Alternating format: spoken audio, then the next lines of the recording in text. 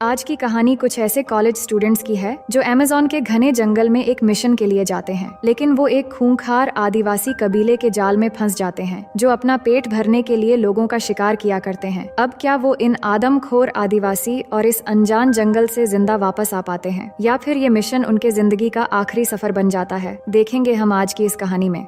Hello दोस्तों, मेरा नाम है इशिता और कहानी की शुरुआत में हमें अमेज़न के जंगल में दो आदिवासी लोगों को दिखाए जाते हैं जो फल इकट्ठा कर रहे होते हैं। तभी वो देखते हैं कि कुछ लोग जेसीबी की मदद से जंगल को बर्बाद कर रहे हैं ताकि यहाँ से क्रूड ऑयल निकाला जा सके। अब सीन शिफ्ट होता है और हमें कुछ कॉलेज स्टूडेंट दिखाए जाते हैं जो सेव अमेज़न नाम का ग्रुप बनाकर जंगल को बचाने के लिए प्रोटेस्ट कर रहे हैं। इस प्रोटेस्ट को एलेजेंड्रो और उसकी गर्लफ्रेंड लीड कर रहे होते हैं। यहाँ एक घर में हम जस्टिन नाम की एक लड़की को देखते हैं जो इस प्रोटेस्ट की आवाज सुनकर खिड़की से देखने लगती है। उसके रूम में उसकी दोस्त केसी भी होती है। उसके बाद दोनों तैयार होकर कॉलेज के लिए निकलती हैं। जस्टिन बाहर एलेजेंड्रो को देखकर उसे पसंद करने लगती है क्योंकि वो और उसका ग्रुप अमेज़न के जंगल को बचाने का काम कर रहे हैं। जस्टिन सोचती है कि ऐसे काम करने वाला इंसान अच्छा हो सकता है और वो भी इस काम में एलेजेंड्रो के साथ शामिल होना चाहती है। लेकिन केसी इस ग्रुप को पसंद नहीं करती क्योंकि उसे लगता है कि वो सिर्फ पब्लिसिटी पाने के लिए ऐसा कर रहे हैं। इसके बाद दोनों क्लास में लेक्चर अटेंड करने जाती हैं, जहाँ प्रोफेसर सभी स्टूडेंट्स को एक जंगली कबीले के बारे में बताने लगती हैं। प्रोफेसर बताती हैं कि अमेज़न के जंगल के एक कबीले में लड़कियों को शुद्धिकरण के नाम पर बहुत अत्याचार किया जाता है और 40 दिनों तक उन्हें कुछ इस तरह रखा जाता है जिससे उन्हें बहुत ही ज्यादा तकलीफ सहना पड़ता है। जस्टिन कहती है कि उसके डैड यूनाइटेड नेशंस में लॉयर हैं जिनकी मदद से वो इन लड़कियों के लिए प्रोटेस्ट कर सकते हैं। इस पर प्रोफेसर बताती हैं कि ये कबीला अमेज़न के जंगल में है जहाँ कई कबीले रहते हैं, इसलिए एक अकेला लॉयर कुछ नहीं कर सकता। अब लेक्चर खत्म होते ही जब जस्टिन और केसी बाहर निकलती हैं, तभी जोना नाम का एक स्टूडेंट आकर जस्टिन को सेव अमेज़न ग्रुप का एक टेम्पलेट देकर उसे ज्वाइन करने के लिए कहता है। पहले जस्टिन मना कर देती है, लेकिन जब जोना बताता है कि ये एलेजेंड्रो ने भेजा है और आज शाम को एक मीटिंग भी है, तो जस्टिन मान जाती है। फिर शाम को एलेजेंड्रो अपने ग्रुप मेंबर्स के साथ मीटिंग करने लगता है जिसमें जस्टिन भी शामिल होती है। एलेजेंड्रो बताता है कि अमेज़न के जंगल के अलग अलग हिस्सों में कई आदिवासी रहते हैं, लेकिन एक प्राइवेट कंपनी क्रूड ऑयल निकालने के लिए जंगल के बड़े बड़े हिस्सों को बर्बाद कर रही है। अगर ऐसा हुआ तो उन आदिवासी और जंगल दोनों ही बर्बाद हो जाएंगे, इसलिए हमें वहाँ जाकर उनकी हरकतों को लाइव स्ट्रीम करना होगा ताकि पूरी दुनिया को सच्चाई दिखाई जा सके और उनका काम रुक सके। एलेजेंड्रो के इस प्लान को सुनकर सभी अगले दिन जाने के लिए तैयार हो जाते हैं। अब रूम में लौटकर जस्टिन अपने डैड को फोन करती है और उन्हें बताती है कि वो अगले दिन अपने दोस्तों के साथ एक ट्रिप पर जा रही है। अगले दिन प्लान के मुताबिक सभी लोग फ्लाइट वाली जगह पर पहुंच जाते हैं, जहां से एलेजेंड्रो का दोस्त कार्लोस उन्हें एक प्राइवेट प्लेन से लेकर जाने वाला था। तो सभी प्लेन में बैठते हैं और अपने आगे का सफर शुरू करते हैं। फिर प्लेन से उतरने के बाद सभी लोग ऑटो के जरिए एक रेस्टोरेंट की तरफ बढ़ने लगते हैं। इस दौरान वो बहुत खुश होते हैं क्योंकि ये सफर उन्हें एडवेंचर जैसा लग रहा था। रेस्टोरेंट पहुंचकर वो खाना खाते हैं। तभी उनके एक ग्रुप मेंबर लार्स को ड्रग्स चाहिए थी, तो कार्लोस उसे ड्रग्स का एक पैकेट दे देता है। इसके बाद डैनियल सभी का फोन लेता है ताकि सभी के फोन से एक साथ लाइव स्ट्रीमिंग की जा सके। एलेजेंड्रो बताता है कि वहाँ सिग्नल नहीं रहेगा, इसलिए हम पहले उनके राडार को हैक करेंगे और उन्हीं के सिग्नल से लाइव स्ट्रीमिंग करेंगे। सभी के पास एक जैसा मास्क भी रहेगा ताकि मीडिया में हम आसानी से पहचान में आ सकें। फिर रेस्टोरेंट से निकलकर सभी लोग बोट की मदद से जंगल की ओर बढ़ने लगते हैं। थोड़ी देर बाद वो उस जगह के पास पहुंच जाते हैं जहां सभी अपना ड्रेस चेंज करके उन वर्कर्स के जैसे कपड़े पहन लेते हैं जो वहां पहले से काम कर रहे हैं। इसके बाद वो कंस्ट्रक्शन साइट पर पहुंचते हैं जहां सभी वर्कर्स लंच कर रहे होते हैं। वो उन्हें पहचान नहीं पाते क्योंकि सभी ने वर्कर्स की तरह ही कपड़े पहने हुए थे। फिर एक साइड में जाकर कारा सभी को जंजीर और ताला देने लगती है, लेकिन जस्टिन को वो अपने पास रखी हुई एक ताला देती है। जिसके बाद सभी लोग अपने आप को जंजीर से पेड़ में बांध लेते हैं और खुद को लॉक भी कर लेते हैं, पर जस्टिन खुद को लॉक नहीं कर पा रही थी। इसके बाद सभी लोग कैमरे की मदद से लाइव स्ट्रीमिंग करने लगते हैं और सेव अमेज़न कहकर चिल्लाने लगते हैं। ये देखकर कंपनी के सिक्योरिटी गार्ड गन लेकर उनके पास आते हैं, पर वो देखते हैं कि कैमरा ऑन है और लाइव स्ट्रीमिंग चल रही है, इसलिए वो शूट नहीं कर पाते। वो उन्हें हटाने की कोशिश करते हैं, लेकिन सभी ने खुद को लॉक किया होता है, इसलिए उन्हें कोई भी नहीं हटा पाता। तभी एक गार्ड जस्टिन के पास आकर देखता है कि वो लॉक्ड नहीं है और उसकी मोबाइल तोड़कर गन पॉइंट कर देता है। ये देखकर एलेजेंड्रो कैमरा उसकी तरफ घुमाकर लाइव स्ट्रीमिंग में कहता है, इस लड़की के डैड यूनाइटेड नेशंस में लॉयर हैं और वो जंगल को बचाना चाहती है, लेकिन ये लोग उसे मार देना चाहते हैं। तभी गार्ड के लीडर को उनके हेड का एक फोन आता है, जिसके बाद वो सभी गन हटा लेते हैं और इस तरह एलेजेंड्रो और उनका ग्रुप बच जाता है। इसके बाद आर्मी आकर सभी को पकड़कर वापस भेज देती है। वहीं कार्लोस प्लेन के साथ उनका इंतजार इंतजार कर रहा होता है, जहाँ पर आर्मी उन्हें सेफली पहुँचा देते हैं और सभी प्लेन में बैठकर अपने घर की ओर रवाना हो जाते हैं। प्लेन में सभी बहुत ज्यादा खुश हो जाते हैं क्योंकि उनका प्लान सक्सेसफुल हो गया है और सब मिलकर एंजॉय करते हुए ड्रिंक करने लगते हैं। लेकिन जस्टीन अभी भी दुखी होकर बैठी हुई थी क्योंकि एलेजेंड्रो ने उसे आधा प्लान बताया और उसका यूज किया। अब प्लेन बीच रास्ते पर ही था, तभी अचानक प्लेन के प्रोपेलर पर आग लग जाती है, जिससे प्लेन अनकंट्रोल होकर नीचे गिरने लगता है और प्लेन नीचे आकर पेड़ से टकराकर बीच में से टूट जाता है। अब इस एक्सीडेंट की वजह से इनके बहुत सारे साथी मारे जाते हैं और जो बचे हुए थे वो बहुत बुरी तरह जख्मी हो जाते हैं। इसके बाद वो किसी तरह बाहर निकल आते हैं। कारा ये सब देखकर बहुत ज्यादा डर गई थी, जिसे एलेजेंड्रो शांत करने की कोशिश कर रहा होता है और वो सबसे कहता है कि जीपीएस डिवाइस ढूंढो, इससे हमें मदद मिल सकती है। पर इसी बीच कारा को जंगल में कोई नजर आता है, जिसे देखकर वो मदद मांगने के लिए आगे बढ़ने लगती है, पर एलेजेंड्रो उसे रोकने के लिए जाता है। इतने में एक तीर आकर सीधे कारा के गर्दन के आर पार हो जाती है। ये सब देखकर सभी वहाँ से भागने की कोशिश करते हैं, लेकिन देखते ही देखते सभी लोगों को भी तीर लगने लगता है। इसी बीच डैनियल को जीपीएस मिल जाता है, पर अचानक उसे भी एक तीर लग जाता है, जिससे वो बेहोश हो जाता है। जस्टिन भाग रही होती है, पर आखिर उस पर भी तीर लगने की वजह से वो बेहोश होकर गिर जाती है। फिर जब जस्टिन होश में आती है तो वो खुद को एक नाव पर देखती है, जिसे कुछ भयानक दिखने वाले कबीले के लोग अपने साथ लेकर जा रहे होते हैं और उसके साथ बचे हुए साथियों को भी वो कबीले वाले अलग अलग नाव से लेकर जा रहे थे। कुछ देर में ये लोग नदी के एक किनारे पहुंच जाते हैं, जहां पर बहुत सारे कबीले वाले इनका इंतजार कर रहे होते हैं। ये सब देखकर वो बहुत ज्यादा डर जाते हैं क्योंकि कबीले वालों ने इनको पकड़ लिया था और ये लोग यहाँ से भाग भी नहीं सकते थे। यहाँ पर उन्हें लटकी हुई कंकाल और सर नजर आती है, जिससे वो समझ जाते हैं कि ये आदमखोर कबीले वाले हैं और वो बहुत बुरी तरह फंस चुके हैं और अब वो चिल्लाने के अलावा कुछ भी नहीं कर सकते थे। इसके बाद कबीले वाले इनको अपनी बस्ती में लेकर चले जाते हैं, जहाँ ये खूंखार लोग इनको अजीब तरह से टच करने लगते हैं, जिससे इनकी हालत और भी ज्यादा खराब होने लगती है। फिर जैसे ही कबीले की एक फीमेल लीडर वहाँ पर आती है तो सब कबीले वाले शांत हो जाते हैं और वो औरत उन्हें ध्यान से देखने के बाद एक लकड़ी के पिंजरे में बंद करवा देती है। इन्हें कुछ भी समझ नहीं आ रहा था कि अब इनके साथ ये लोग क्या करेंगे। फिर इनकी नजर जोना पर जाती है, जिसको कबीले वाले कुछ पिलाते हैं और फिर एक पत्थर पर लेटा देते हैं। जोना समझ रहा था कि उसे खाने के लिए कुछ दिया गया है, लेकिन फिर कबीले के कुछ मर्द आकर उसके हाथ पैर पकड़ लेते हैं और उसी वक्त वो फीमेल लीडर भी वहाँ आती है और उसकी एक आंख खोलकर अपने साथियों को दिखाने लगती है, जो देखकर जोना के साथी चिल्लाने लगते हैं। फिर कबीले का सरदार आकर जोना के हाथ पैर को एक एक करके अलग कर देता है और उसके बाद उन हिस्सों को साफ करके पकाने के लिए भट्टी में डाल दिया जाता है। ये सब कुछ देखकर उन लोगों को समझ में आ जाता है कि वो बहुत बड़ी मुसीबत में फंस चुके हैं, जहाँ से जिंदा बचकर निकलना नामुमकिन है। और ऐसे ही ये दिन किसी तरह से बीत जाता है और रात हो जाती है, जहाँ सभी बहुत परेशान थे। लार्स कहता है कि यहाँ पर फंसने की बजाय अगर हम प्लेन क्रैश होकर खत्म हो जाते तो अच्छा होता। फिर इस प्रॉब्लम के लिए सब एलेजेंड्रो को ब्लेम करने लगते हैं, क्योंकि इसी की वजह से वो यहाँ फंस गए। जिसके बाद एलेजेंड्रो सबको सच्चाई बताता है कि अनफॉर्चुनेटली प्लेन क्रैश में कार्लोस मारा गया, लेकिन मैं कार्लोस के साथ मिला हुआ था। असल में ये सब उसी का प्लान था, ताकि हमें पब्लिसिटी मिले और उस प्राइवेट कंपनी को हटा देने के बाद कार्लोस की कंपनी वहाँ आकर क्रूड ऑयल निकाल सके। लेकिन उसके कंपनी में और भी पार्टनर्स है जो 3 दिन में यहाँ तक पहुँच जाएंगे, जिसके बाद वो हमें इन कबीले वालों से बचा लेंगे। अब ये सब कुछ सुनकर डैनियल और बाकी सब उस पर भड़क जाते हैं, पर सैमांथा उसे शांत कराती है और कहती है, इस लालची को मारकर क्या फायदा, हम इस पिंजरे से निकल सकते हैं। और फिर जैसे ही वो पिंजरे से बाहर जाने की कोशिश करती है, कबीले का एक पहरेदार उसे तीर मारकर बेहोश कर देता है। फिर अगली सुबह का सीन देखते हैं, जहाँ नींद खुलते ही जस्टीन को उस कबीले का एक लड़का दिखाई देता है, जो उसकी लॉकेट में लगी फ्लूट को देख रहा था। तो जस्टीन उसके साथ में बहुत प्यार से पेश आती है। तभी कबीले का सरदार पिंजरे के अंदर आता है और तीनों लड़कियों को पकड़कर बाहर ले जाता है, जहाँ पर वो फीमेल लीडर आकर उन तीनों को एक एक करके चेक करने लगती है। लेकिन आखिर उन तीनों में सिर्फ जस्टीन ही वर्जिन होती है, जो देखकर सभी कबीले वाले खुशी से चिल्लाने लगते हैं। फिर वो लोग उसे बेहोश करके अपने साथ ले जाते हैं और बाकी 2 लड़कियों को फिर से पिंजरे में बंद कर देते हैं। अब पिंजरे के अंदर आने के बाद समांता को बाहर निकालने के लिए डैनियल एक प्लान बनाता है। वो एलेजेंड्रो के फोन में म्यूजिक बजाता है और लार्स उस फोन को झाड़ियों के पीछे फेंक देता है, जिससे वो पहरेदार उसे लेने के लिए चला जाता है। और इसी मौके से समांता पिंजरे से निकलकर भागने लगती है और काफी मुश्किल के बाद वो जैसे ही एक नाव तक पहुंचती है, तभी कबीले वाले उसे पकड़ लेते हैं। दूसरी तरफ कुछ देर के बाद जस्टीन को वापस से पिंजरे में बंद कर देते हैं, लेकिन जब उसके साथी पूछते हैं कि उन्होंने तुम्हारे साथ क्या किया, तो जस्टीन को कुछ भी याद नहीं होता कि इतनी देर तक उन्होंने उसके साथ क्या किया। फिर कबीले के कुछ बच्चे आकर सबको खाना देते हैं, जो किसी चीज का पका हुआ मांस था और इसे खाने के अलावा उनके पास और कोई रास्ता नहीं था। तो भूख की वजह से सभी खाने लगते करते हैं, पर एमी जब खाती है तो उसे बर्तन के अंदर समानता का टैटू नजर आता है, जिससे वो समझ जाती है कि इन लोगों ने समानता को पकड़कर खत्म कर दिया है। लेकिन वो जोना और समानता के जैसे मरना नहीं चाहती थी, इसलिए उस बर्तन को तोड़कर उसके एक टुकड़े से सुसाइड कर लेती है। ये सब देखकर उसके बाकी दोस्त बहुत दुखी हो जाते हैं, पर वो भी क्या कर सकते थे। लेकिन इसके बाद उन्हें एक आइडिया आता है, जिसमें वो और डेनियल मिलकर लार्स के पास रखी हुई उस ड्रग्स पैकेट को एमी की बॉडी में डाल देते हैं, ताकि कबीले वाले जैसे ही उसको खाएंगे तो उन्हें नशा हो जाएगा और इस मौके से वो भाग जाएंगे। इसके बाद कबीले का सरदार आता है और एमी को ले जाकर भट्टी में डाल देता है। फिर सभी मिलकर बहुत मजे से खाने लगते हैं, पर कुछ समय के अंदर उन पर नशा चढ़ने लगता है और धीरे धीरे सब बेहोश होने लग जाते हैं। और इसी मौके का फायदा उठाकर ये सब पिंजरे से बाहर निकलने लगते हैं। पर जस्टिन और डेनियल के बाहर आते ही एलेजेंड्रो एक तीर से लार्स को बेहोश करके अंदर रख लेता है, क्योंकि वो कार्लोस के आदमी यहाँ पहुँचने के बाद ही जाना चाहता था। डेनियल और जस्टिन को इस पर गुस्सा आता है, लेकिन वो मजबूरी और कम समय की वजह से वहाँ से निकलकर भागना शुरू कर देते हैं। अब लार्स को जब होश आता है तो वो खुद को पिंजरे के बाहर देखता है, जहाँ पर 2 कबीले वाले बैठे होते हैं। ये देखकर वो डर के मारे वहाँ से भागना शुरू कर देता है, लेकिन सारे कबीले वाले उसे पकड़ लेते हैं और चारों तरफ से घेर कर वहीं पर उसका काम तमाम कर देते हैं। पर एलेजेंड्रो कुछ भी नहीं करता, क्योंकि लार्स को पिंजरे के बाहर उसी ने रखा था, ताकि कबीले वाले पहले लार्स को खत्म कर दें और उसे थोड़ा और समय मिल जाए। दूसरी तरफ हम डैनियल और जस्टिन को देखते हैं, जो भागते भागते उस जगह तक पहुंच जाते हैं जहां उनका प्लेन क्रैश हुआ था। वहां पर देखते हैं कि उनके जो साथी प्लेन क्रैश में मारे गए थे, उनको कबीले वालों ने बहुत बेरहमी से डंडों में लटका कर रख दिया है। और वहीं पर डैनियल को जीपीएस भी मिल जाता है, लेकिन उसकी बैटरी खत्म हो चुकी थी। इसके बाद वो अपने मरे हुए साथियों के पॉकेट्स में फोन ढूंढने लगते हैं और जस्टिन को कारा के पॉकेट में फोन मिल जाता है। लेकिन इतने में कबीले वाले फिर से वहाँ पर आने लगते हैं और इसी बीच कारा की डेड बॉडी जस्टिन के ऊपर गिर जाती है। डैनियल उसे बाहर निकाल ही रहा था कि कबीले वाले उन तक पहुंचकर दोनों को बेहोश कर देते हैं। फिर होश में आने पर जस्टिन खुद को बंधी हुई पाती है और कबीले की एक मोटी सी औरत उस पर कुछ सफेद रंग की लेप लगा रही होती है। ये सब देखकर जस्टिन बहुत घबराने लगती है। वहीं दूसरी तरफ कबीले का सरदार डेनियल को एक लकड़ी से बांधकर हरे रंग का एक पेस्ट लगा देते हैं, जिस वजह से डेनियल के ऊपर चींटियां आकर काटने लगती हैं और वो तड़पते हुए चिल्लाने लगता है। इधर जस्टिन को सफेद लेप लगाकर उनके हिसाब से तैयार कर दिया जाता है, जिसके बाद वो फीमेल लीडर जस्टिन के पास आती है और उसका शुद्धिकरण करने वाली होती है, जिससे डर के मारे जस्टिन चिल्लाने लगती है। लेकिन उसी बीच चिल्लाते हुए कबीले का एक आदमी आता है, जिससे वो लीडर वहाँ से बाहर चली जाती है। यहाँ पर हम देखते हैं वो आदमी आकर लीडर को कुछ बताता है, जिसके बाद वो अपने सभी लोगों को हथियार उठाने के लिए कहती है और सभी कबीले वाले अपने हथियार लेकर जंगल की तरफ निकलने लगते हैं। लेकिन कुछ लोग कबीले की निगरानी के लिए रुक जाते हैं। ये देखकर एलेजेंड्रो समझता है कि शायद कार्लोस के कंपनी के लोग यहाँ आसपास पहुँच गए हैं और अब वो बाहर निकलना चाहता था, लेकिन पहरेदार उस पर ताक लगाए देख रहे थे। अब कबीले में सिर्फ कुछ बच्चे और औरतें रुकी हुई थीं और उसी समय वो लड़का जिसके साथ जस्टिन प्यार से पेश आई थी, वो जस्टिन का हाथ खोल देता है, जिसके बाद जस्टिन सबको चकमा देकर उस बच्चे की मदद से वहाँ से निकल जाती है। फिर वो डैनियल को भी अपने साथ ले जाना चाहती थी, पर वो बहुत बुरी तरह जख्मी हो चुका था, इसलिए वो जस्टिन को पॉकेट से फोन लेकर वहाँ से जाने को कहता है और उससे रिक्वेस्ट करता है कि प्लीज जाने से पहले मुझे खत्म कर देना, ताकि मुझे मुक्ति मिल जाए। लेकिन जस्टिन ऐसा नहीं कर पाती, मगर वो कबीले वाला लड़का डैनियल को मार देता है ताकि उसे दर्द से छुटकारा मिल जाए। इसके बाद जस्टिन उस बच्चे के साथ निकलने लगती है, जो देखकर एलेजेंड्रो उसे भी आजाद करने की रिक्वेस्ट करता है, लेकिन जस्टिन नहीं सुनती, क्योंकि उसी के लालच की वजह से ये सब हुआ है। फिर वो उसे वहीं छोड़कर वहाँ से भागने लगती है। काफी दूर जाने के बाद वो लड़का जस्टिन को आगे जाने का रास्ता बता देता है और वो लॉकेट भी वापस करने लगता है जो उसने पसंद करके रख लिया था, लेकिन जस्टिन उसे थैंक यू बोलकर वो लॉकेट वापस कर देती है। इसके बाद वहाँ से किसी तरह भागते हुए जस्टिन कंस्ट्रक्शन साइट की तरफ पहुँच जाती है, जहाँ पर उस कंपनी के लोग अभी भी थे और वो कबीले वालों को मार रहे थे। ये सब देखकर वो उन्हें फायरिंग रोकने के लिए कहती है और फोन से लाइव वीडियो टेलीकास्ट करने की एक्टिंग करने लगती है और उन्हें बताती है कि मैं एक अमेरिकन हूँ और तुम लोग अब लाइव वीडियो पर हो और तुम्हें सारी दुनिया देख रही है। इसके बाद उनका लीडर गन पॉइंट करके जस्टिन को फोन देने के लिए कहता है, पर उनके पकड़ने से पहले जस्टिन जानबूझकर फोन को नीचे गिरा देती है, जिससे उन लोगों को उसकी सच्चाई पता नहीं चल पाती। फिर वो लीडर फोन उठाकर देखता है कि फोन टूटकर बंद हो गया है, यानी कि इस लड़की को मार दिया गया तो हम सारी दुनिया के सामने मुसीबत में पड़ सकते हैं। फिर कुछ देर बाद जस्टिन को ले जाने के लिए वहाँ पर एक हेलीकॉप्टर आता है। तब उसका क्रू जस्टिन से पूछता है, क्या तुम इस जंगल में अकेली थी? जिस पर जस्टिन जानबूझकर हाँ बोल देती है। इसके बाद उसे हेलीकॉप्टर से शहर की तरफ ले जाने लगते हैं। वहीं एलेजेंड्रो हेलीकॉप्टर को देखकर पिंजरे के अंदर से हेल्प के लिए चिल्लाता रह जाता है, लेकिन उसकी आवाज कोई भी नहीं सुन पाता। फिर जस्टिन को वहाँ से न्यूयॉर्क लाया जाता है, जहाँ पर उसके फादर और कुछ गवर्नमेंट के लोग उससे पूछताछ करने लगते हैं। जस्टिन बताती है कि प्लेन क्रैश होने के बाद जंगल में सिर्फ मैं ही अकेली सर्वाइवर थी। मैं बेहोश हो गई थी। फिर जब आंख खुली तो मैं कबीले वालों के पास थी। उन्होंने बहुत अच्छे से मेरा ख्याल रखा और खाना भी खिलाया, और मैं जितने भी दिन उन लोगों के साथ में रही मुझे कोई भी परेशानी नहीं हुई। वो कबीले वाले लोग बहुत अच्छे इंसान हैं और उन्हें भी अपने हिसाब से जीने का हक है, लेकिन कंपनी वाले अपने फायदे के लिए उनको तबाह करने में लगे हुए हैं। फिर एक ऑफिसर पूछता है, क्या वो कबीले वाले आदमखोर जैसे दिखते हैं? जिस पर जस्टिन कहती है, नहीं, बस वो हमसे थोड़े अलग है। असल में जस्टिन ये सब बताकर उन आदिवासी और जंगल को बचाना चाहती थी, और वो जानती थी कि उसके ऐसा कहने से उस कंपनी को रोक दिया जाएगा जो आदिवासी और जंगल को तबाह कर रहे हैं, क्योंकि सबके जीने का अपना अपना तरीका होता है और उन आदिवासियों को जैसे अच्छा लगता है वो वैसे ही अपनी जिंदगी गुजारते हैं और यही उनके जीने का तरीका है। फिर अगले सीन में जस्टिन सुबह उठकर एक सोशल एक्टिविटीज ग्रुप को देखती है जो एलेजेंड्रो की फोटो वाली टी शर्ट पहने हुए थे। फिर मूवी के आखिरी सीन में दिखाया जाता है कि जस्टिन को एलेजेंड्रो की बहन लूसिया का कॉल आता है, जहाँ पर वो एक सैटेलाइट फुटेज दिखाती है और कहती है कि मुझे इस फोटो में एलेजेंड्रो दिखाई दे रहा है, जहाँ पर हम देखते हैं कि एलेजेंड्रो ने उन कबीले वालों की तरह शरीर पर काले रंग लगा लिया है। और इसी के साथ कहानी यहीं पर खत्म हो जाती है। तो दोस्तों, मैं उम्मीद करती हूँ कि ये कहानी आपको बेहद पसंद आएगी।